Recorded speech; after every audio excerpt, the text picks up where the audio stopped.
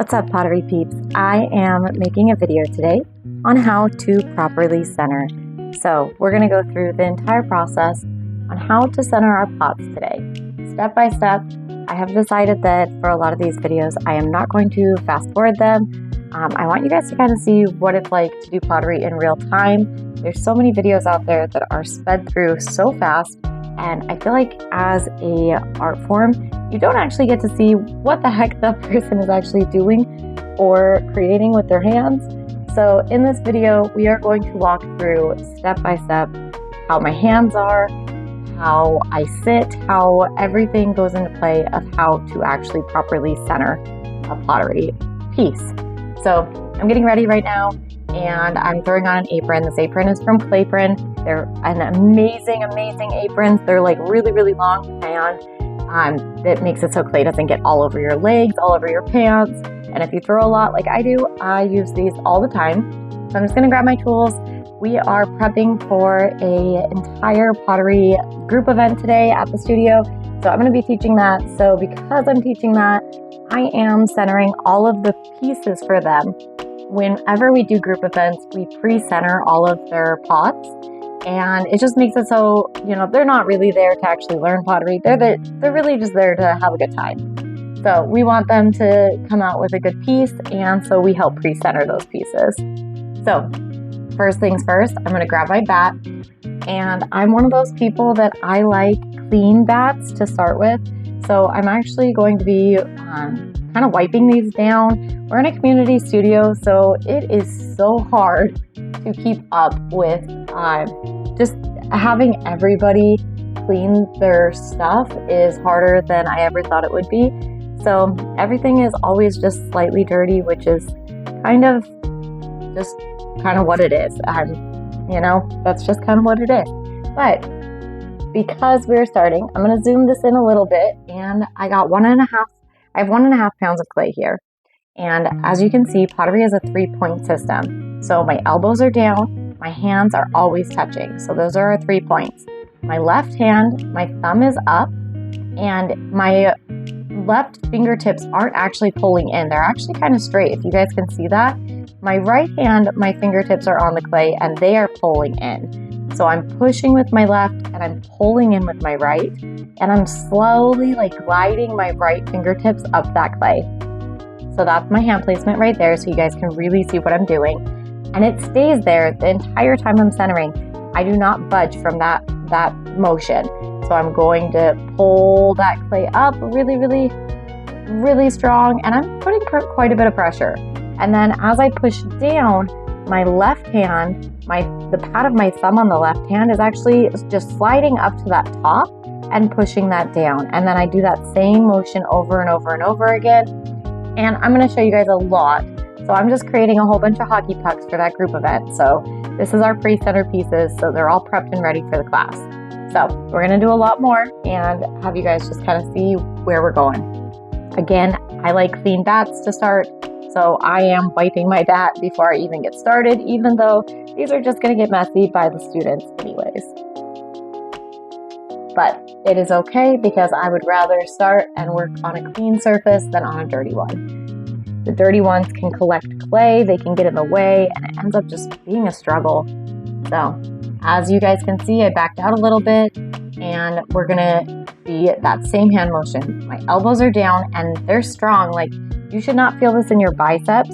The pressure that you're actually putting should go all the way through your forearms and through your leg. It's an entire body motion. So I'm not working out my biceps right now. It goes through my entire body, and that gives me enough force to make it so my hands don't get tired. I can do so many of these, and I can make them really fast, and it just helps getting everything centered. So if your hands are up, if your elbows are up, you will always have what I like to tell my students, an inflatable tube band. And we don't want an inflatable tube band. You guys have seen potters that squish them really tight, and they're really tall, and they start to wobble. They look like little inflatable tube men. I tell my students we want traffic cones.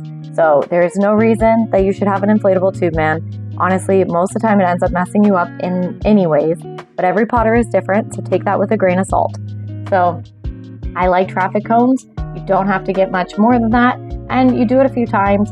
You can even lean back, see, what is getting knocked off, what is the problem. Your biggest issue right now is making sure that the wobble that is actually in the center of your clay, you're slowly working that out. So you're going to take as long as you need, with quite a bit of pressure, and you're going to be gliding your hands up and down that clay and really working that wiggle out. So, and then I like to call this process the hockey puck. So we actually do like a karate chop motion down that middle and push it down until it looks about the size of a hockey puck. And that's going to be a perfect size for a mug. So I'm just going to keep going. I want you guys to keep watching. I'm going to re-go through this same exact one, and we're going to zoom in again. So I got to prep my clay. And if you guys already have clean bats, do one tiny little drop of water. That's all you need. You don't want a lot of water because you're going to just mess yourself up. So this one's a little bit more wobbly. You guys can kind of see that wobble. So we are really pulling up. You guys can use a sponge for this. It's up to you how you want to do it. If I'm making a whole bunch, I'm going to use a sponge.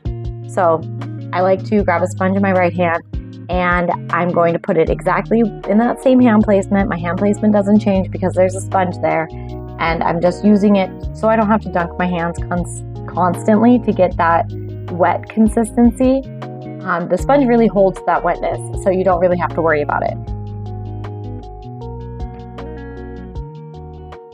So I'm just going to keep going over these, and I'm going to let you listen to music.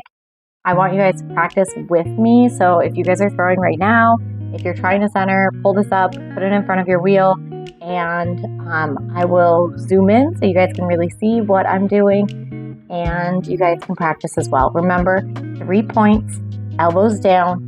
Your left hand is pushing with the pad of your thumb, and your thumb is sticking up, and then your right hand is pulling in with your fingertips, and you are coning up, and then your hand placement is staying that same, but you're gliding the pad of your thumb to push this back down.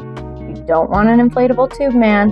We want a traffic cone. It is that same motion over and over and over, and when you're practicing, you will eventually, it will click, and you will see it, and you will be like, I know how to center. And then you will be able to center every single piece from there on. So enjoy some music, hang out with me, and go throw some pots.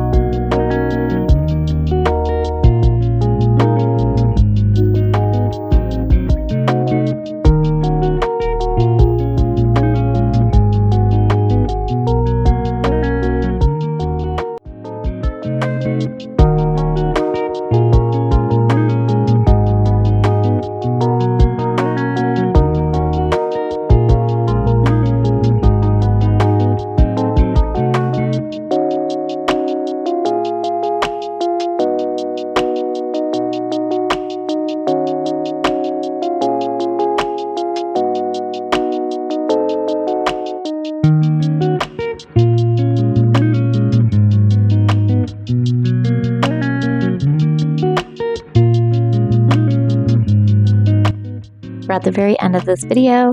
So thanks for watching, and I hope you guys like, comment, and subscribe. We're very new to YouTube, so stay tuned. We're going to be doing a lot of how-to videos.